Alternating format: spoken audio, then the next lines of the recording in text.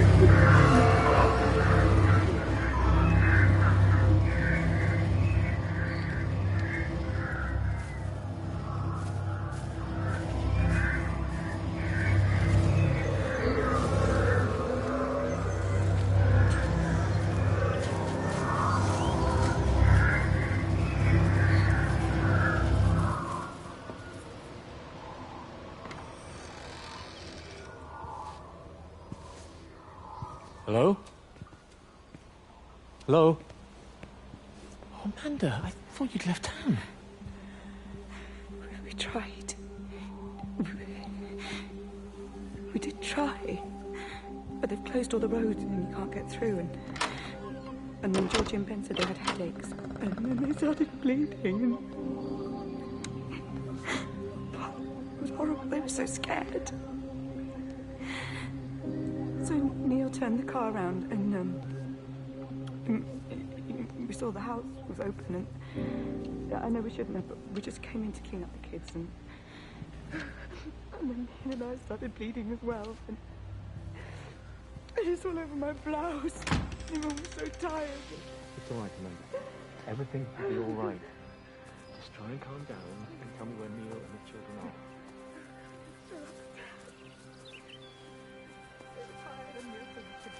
In bed.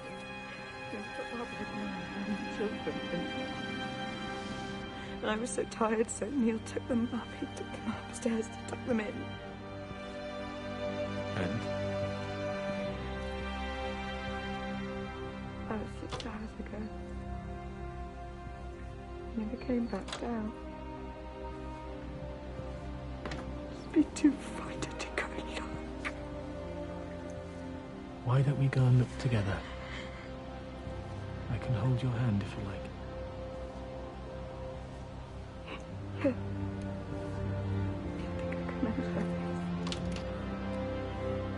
Please help me. Of course I'll help you.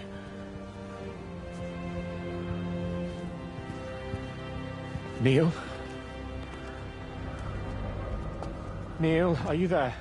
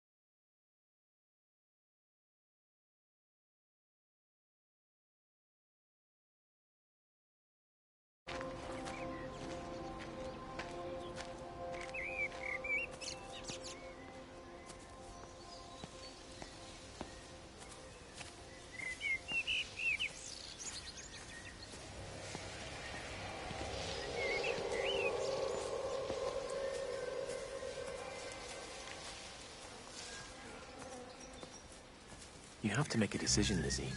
Especially now. But I do love him, Father.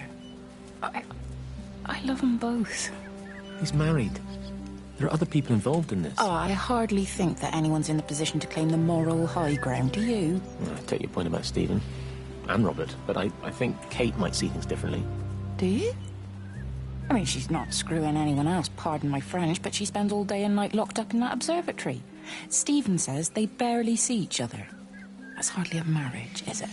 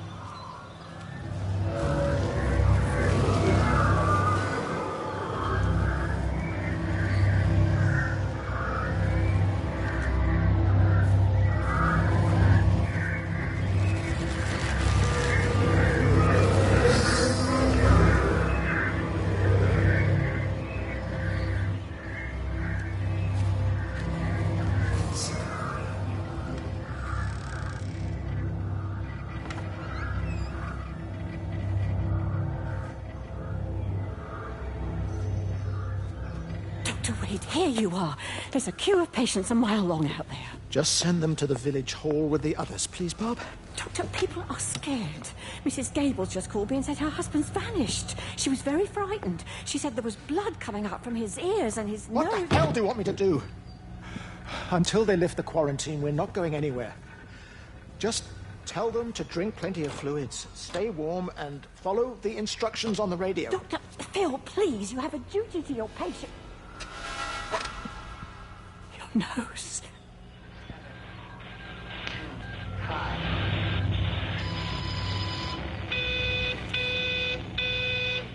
1, 6. 1, 4. 1, 5. 1, 7. 2, 5. 1, 6.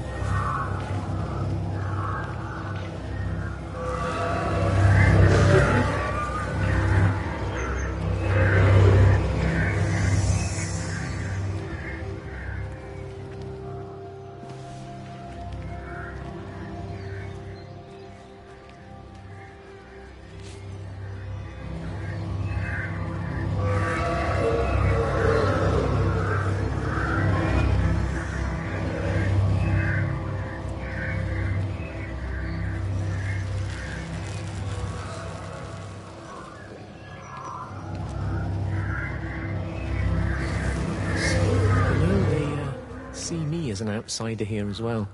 Is that supposed to make me feel any better? You know, I understand it's difficult. That's all I'm saying. Your lot up at Vallis have never mixed with the local community. People here, they don't really understand what you do up there. Are you trying to get me to come to your church? It's not just about faith. It's about the community. Be involved. Be seen as part of it. One of them. Good morning, Father. Lovely day. Oh, hello. Mrs. Appleton, isn't it? It's Dr. Collins. Lady scientist. Whatever next? Good morning, Barbara. Father Wheeler. You really think that's a community that will ever see me as one of them? I can live with them staring at me. They just stay out of my way.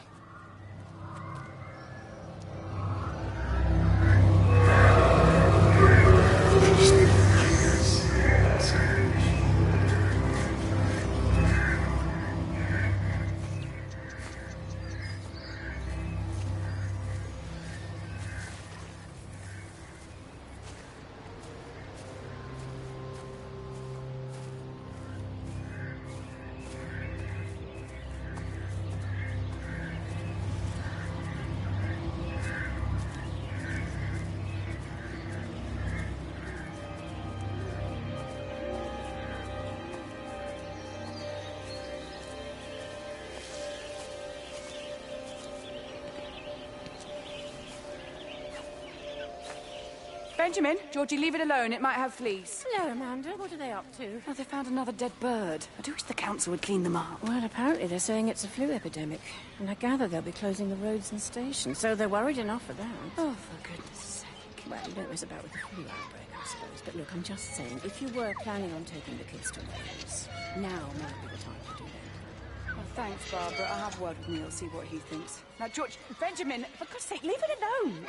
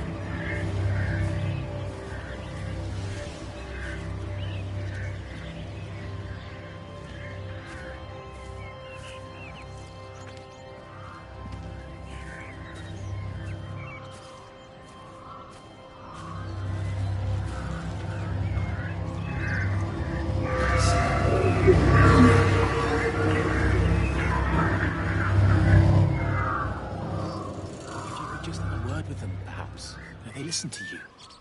Well, I really don't see what it has to do with me at all. The village looks up to you. I just think with what's been happening with Mr. Coles and Mrs. Boughton and the others, that people need somewhere to talk, to feel safe. Perhaps they don't think that your church is somewhere they feel particularly safe. I don't need your forgiveness, Wendy. Or theirs. Whosoever thou art that judgest, for wherein thou judgest another, thou condemnest thyself. Romans chapter 2, verse 1. Beware of practicing your righteousness before other people in order to be seen by them. Matthew chapter 6, verse 1.